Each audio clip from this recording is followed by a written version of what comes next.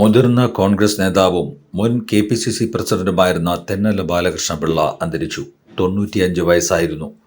വാർദ്ധക്യ സഹജമായ അസുഖങ്ങളെ തുടർന്ന് ചികിത്സയിലായിരുന്നു. 2 തവണ KPCC പ്രസിഡന്റായിരുന്നു. 2 തവണ അടൂരിൽ നിന്നും നിയമസഭാംഗമായി. 2 തവണ രാജ്യസഭാംഗവുമായിരുന്നു.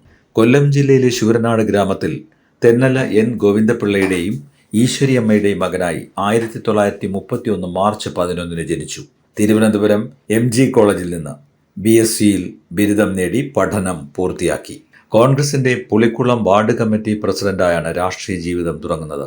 പിന്നീട് കുന്നത്തൂർ ബ്ലോക്ക് കോൺഗ്രസ് കമ്മിറ്റിയുടെയും ശൂരനാട് മണ്ഡലം കോൺഗ്രസ് കമ്മിറ്റിയുടെയും പ്രസിഡന്റായും പ്രവർത്തിച്ചു.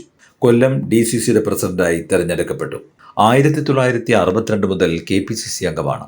1977 82 അടൂരിൽ നിന്ന് നിയമസഭാംഗമായി.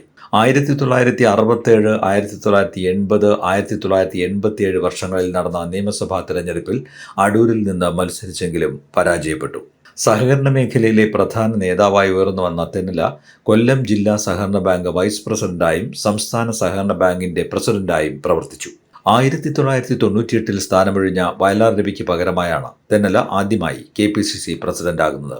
2001 നിയമസഭാ തെരഞ്ഞെടുപ്പിൽ ഇദ്ദേഹത്തിന്റെ നേതൃത്വത്തിൽ UDF വൻ വിജയം നേടി. പിന്നീട് 2001 K മുരളീധരന് വേണ്ടി ഇദ്ദേഹം അധ്യക്ഷ പദവി ഒഴിഞ്ഞു. 2004 K മുരളീധരൻ ആന്റണി മന്ത്രിസഭയിലെ ക്യാബിനറ്റ് മന്ത്രിയായതിനെ തുടർന്ന് താൽക്കാലിക പ്രസിഡന്റായിരുന്ന PP തങ്കച്ചന് പകരക്കാരനായി വീണ്ടും KPCCയുടെ പ്രസിഡന്റായി തെരഞ്ഞെടുക്കപ്പെട്ടു.